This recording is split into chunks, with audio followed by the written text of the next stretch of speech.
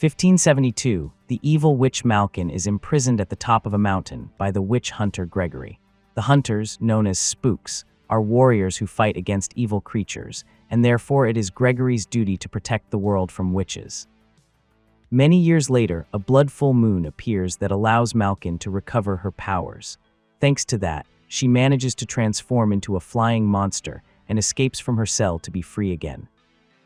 Meanwhile, Gregory is drinking in a tavern when his apprentice, William, arrives to inform him that there is an infected girl in the church. Gregory answers that he is taking a break, and a man from the place accuses him of doing nothing. When that man touches him, Gregory pushes him and begins to fight using only his mug. He even throws a sword to his opponent to make it more interesting, but he continues hitting him with the mug until knocking him down and then pours the drink over him. After that, Gregory and William head to the church. Once they are well armed, they enter the building and find a possessed girl chained to a column. She uses her power to throw a cross at them, but Gregory catches it easily. The girl's father confirms that she has been like that since the previous night, and then the girl begins to speak with a demonic voice to announce to Gregory that Malkin has escaped. Realizing that it is the witch who possesses her, Gregory hangs around her neck a bag with a magical powder that makes her collapse. A dark energy comes out of her body, and the girl speaks again with her normal voice, so her parents take her away. But the dark energy condenses and shapes the body of Malkin, who begins to mock Gregory and tries to enchant William without success. When Gregory gives the signal, William throws an axe at the rope on the ceiling to make the bell fall, but Malkin dodges it, transforms into a beast, and attacks Gregory's chest with her claws before trying to escape flying. William shoots her with an arrow and throws a silver net at her. The witch crashes through the door carrying the young man with her and smashes him against the wall. Even so, William does not release the net and holds on long enough for Gregory to reach him. Between the two they manage to restrain her, and the silver of the net weakens Malkin so much that she is forced to return to her human form and falls. They manage to put her into a cage, but just when Gregory is about to close it, Malkin grabs William and drags him inside with her. She strangles him and fills him with darkness until killing him, which leads Gregory to set the cage on fire as revenge. However, Malkin transforms into a beast again, breaks the cage, and escapes flying. In a nearby forest, Tom tries to hunt, but his sister scares the animals away by reminding him that he must do the farm chores. Although he is not a good hunter, Tom keeps trying because he dreams of something more than feeding pigs. Suddenly, he begins to tremble and has visions in which he sees Gregory and a mysterious woman. These visions are frequent, so his mother does not hesitate to comfort him. Shortly after, Gregory arrives at the farm, and Tom's mother quickly hides a necklace she is wearing. Gregory explains that he is looking for a young man who is the seventh son of a seventh son and demands that they feed him. Tom admits that he meets that condition, and Gregory offers money to the family to take him away. Although the mother believes it is very dangerous, Tom insists on leaving because he has seen Gregory in his visions. Before they leave, his mother gives him the necklace and tells him never to take it off. Meanwhile, Malkin returns to her lair and finds her sister Lizzie badly burned. The witch heals her immediately and then uses her magic to repair the entire place in an instant. After a long journey by boat, Tom and Gregory arrive at the city. Gregory gives Tom some money so that he can buy supplies while he goes to the tavern. While walking through the market, Tom runs into a group of villagers who have captured a young woman named Alice, whom they plan to burn because they believe she is a witch. Recognizing her as the girl from his visions, Tom intervenes to save her. He tells everyone that he is Gregory's apprentice and that he will take care of the problem, so they allow him to take her away. Once alone, Tom cuts the ropes that bind her, and Alice warns him that Gregory's apprentices always end up dead. Before leaving, she asks him not to tell Gregory anything about her. That night, Alice returns to Malkin's lair, revealing that she is Lizzie's daughter. Malkin is pleased to know that she has been spying on Gregory and announces that they must summon all the dark creatures of the kingdom to wait for the blood moon. Meanwhile, Tom and Gregory cross the forest, and Tom is constantly startled when he sees ghosts and strange presences. Gregory explains that the hunters only kill aggressive monsters and that they must stop Malkin as soon as possible. Tom begins to tremble again and has a vision of the witch's escape. Then he faints and does not wake up until the next morning, when he realizes that they are sailing in a boat together with a troll named Tusk. Upon reaching land, they visit Gregory's house, which is full of weapons, books, and advanced mechanisms. Tom discovers a tapestry that represents the Falcons, an ancient order of noble knights who fought the forces of evil and trained the seventh sons of seventh sons. There used to be thousands, but now only Gregory remains. Normally, an apprentice's training lasts 10 years. But Gregory warns him that he only has 1 week to train him, since they must stop Malkin before the blood moon arrives, an event that occurs every century, and that the last time granted so much power to the witches that they unleashed a war. That night, Tom wakes up upon hearing Gregory's voice asking for help. When he goes to investigate, he finds a suit of armor with a skeleton inside, but nothing else. When he turns around to leave, the armor begins to glow and moves on its own.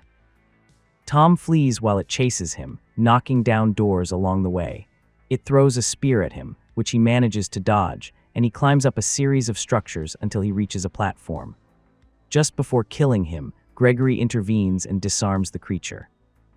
With his staff, Gregory quickly defeats the armor and destroys the darkness that inhabited it. Then he scolds Tom for not having stayed in his room, which means that he has already failed his first test.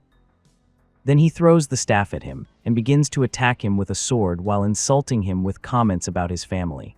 Tom, frustrated, throws a sword that sticks right next to his head, which convinces Gregory to continue with the training. Gregory begins to teach him about Malkin's demonic minions and her powerful lieutenants.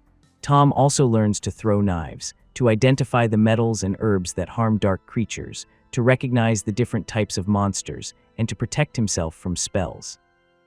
In the lair of evil, Malkin's lieutenants begin to arrive with an army of demonic minions. When one of them dares to look directly at her, Malkin kills him immediately for considering it a lack of respect. This makes Alice realize that Malkin does not care about her own people, and she tries to warn her mother, but Lizzie assures her that Malkin will not harm her family. That night, Tom wakes up again upon hearing a noise and finds Alice bathing in the lake. She asks him to turn around before coming out of the water and uses magic to dress, trying to keep her secret. However, when Tom turns and takes her hand, a bright spark occurs, and Alice has no choice but to confess. She is a witch, and according to legend, if a witch touches a man under the light of the moon and a spark arises, it means that he is her true love.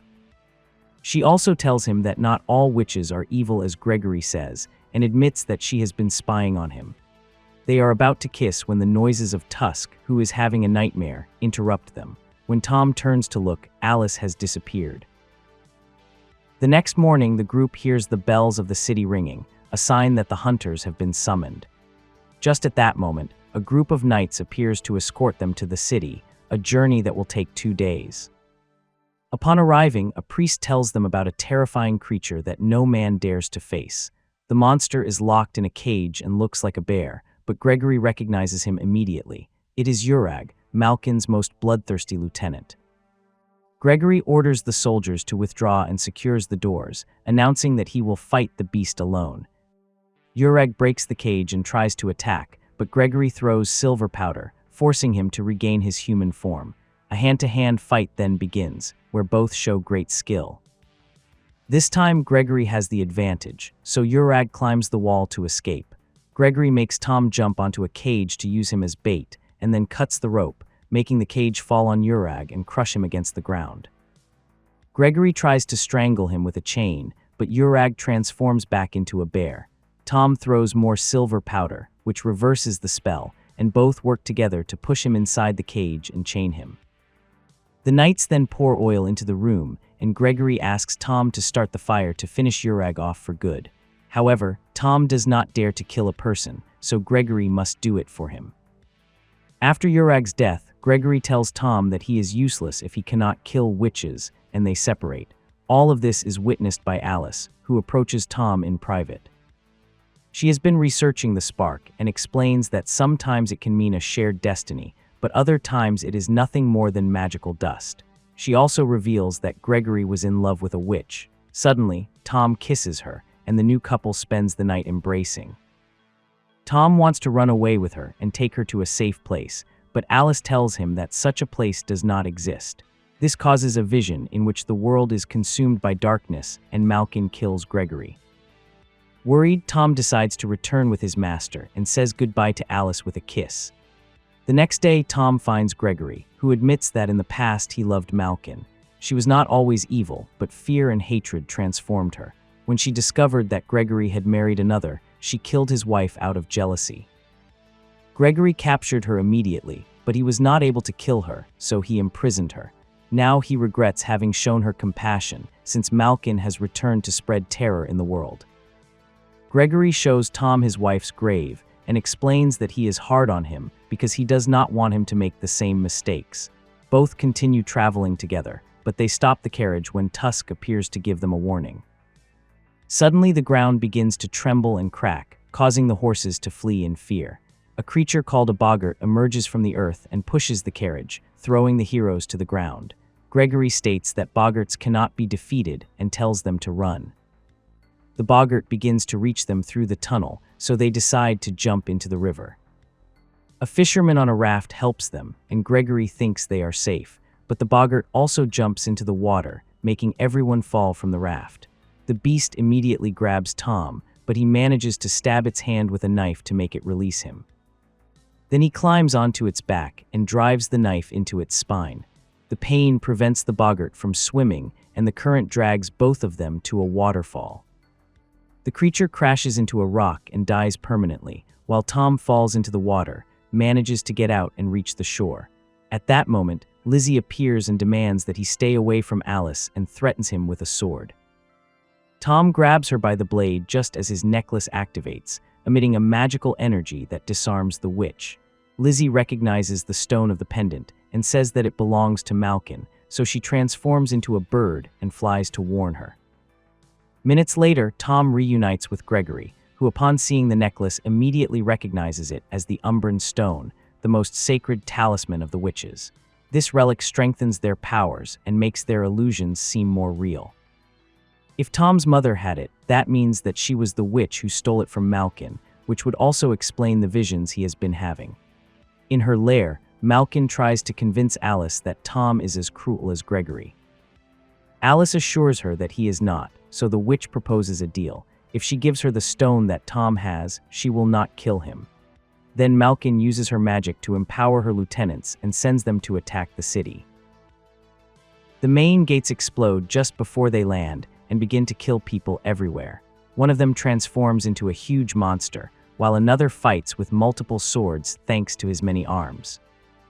Tom's mother leaves her daughter in the care of a friend before using her power to throw a trident at one of the enemies, pinning him to a post. Then she snatches his staff and kills him. Malkin, who is nearby finishing off several knights, senses the magical energy, so Tom's mother tries to get ahead and attack her. However, Malkin catches her with her tail and burns her alive. In the mountains, Alice waits for Tom to be alone to approach him. After a kiss, she suggests that they escape together, and he confesses that he loves her. But the conversation is interrupted by Gregory, who throws some rope balls to capture her. He insists that she is a spy, but Tom does not believe him and cuts the rope to let her escape. Furious, Gregory grabs him by the arm and shows him that the stone has disappeared, which can only mean that Alice kissed him to steal it. Tom runs into the forest in search of Alice, but he is surrounded by Radu and his henchmen. Although he fights bravely, they are too many, so Gregory and Tusk join the fight. After defeating several enemies, they try to flee, but the path is blocked by a cliff. A group of creatures appears with a chest and pushes Tusk over the edge. Then they catch Tom with a rope around his legs and drag him down. Gregory offers him his staff to help him, but Tom slips and also falls. Radu takes advantage of the distraction to throw a chain that wraps around Gregory and drags him into a net. Meanwhile, Tom survives the fall and has a vision of his mother's death. Her spirit appears and tells him that he must fill himself with courage, since he is the only one who can use the stone to stop Malkin. Motivated, he finds Gregory's staff and helps Tusk, who is still hanging from the cliff. That night in the lair, Radu cuts Gregory's ropes with blades and kicks him out of the cage to take him before Malkin. The lieutenant tells the witches that Tom died in the fall. Lizzie assures her daughter that it was for the best, but Alice is frustrated and hurt. Using the stone, Malkin tries to hypnotize Gregory so that he will join her. He approaches, but just before they can kiss, Alice steps in and snatches the necklace. She dodges several guards and flees, breaking the spell. Gregory shouts desperately, and Malkin throws him against a building with her tail before transforming into a beast to chase Alice. Lizzie begs her not to kill her, but she is ignored and also transforms to follow them. When Malkin is about to attack, Lizzie grabs one of her wings and knocks her down, causing both of them to crash into some columns. Radu turns into a huge beast and breaks the ground as he roars in front of Gregory. At the same time, Alice hides until Tom finds her. He threatens her with a knife, demanding that she return the stone. Alice explains that she lost it and that she only stole it to protect him. When a minion discovers them, Tom throws the knife at his face, revealing their location to the rest of the enemies. Tusk appears to protect them, and together with Tom they fight hand to hand against the minions. Tom uses Gregory's staff and Tusk his enormous strength, which gives Tom time to find the necklace. When he puts it on, he activates the power of Gregory's staff and burns the lieutenant in a matter of seconds. Radu knocks down a column to force him out, but Gregory reacts quickly, throws his bladed chain, and finally kills him. In the sky, Malkin grabs Lizzie and bites her neck, in addition to stabbing her with her tail. Lizzie immediately counterattacks, and both witches fall to the ground amid screams of pain. Upon returning to their human forms, Lizzie begs Malkin to spare her daughter, but she calls her a traitor and kills her without mercy. After that, Malkin returns to her lair. Gregory tells Tom that this battle must be faced by him alone. Tom enters and prepares to stab Malkin, who pretends to be weak, but she grabs him by the neck. Before she can kill him, Tom throws a knife that finally finishes her off. Malkin whispers something about a curse before Tom burns her. Sometime later, Gregory uses his staff to mark Tom with a tattoo on his hand, a symbol that he is now officially a spook. Alice visits him and doubts whether the love between them was real or just an illusion, but Tom kisses her to prove that he truly loves her. However, he has chosen the path of the spook and must leave. Gregory withdraws and leaves Tom his staff, his home, and Tusk under his care. At that moment, the city bells begin to ring, summoning Tom for his first job.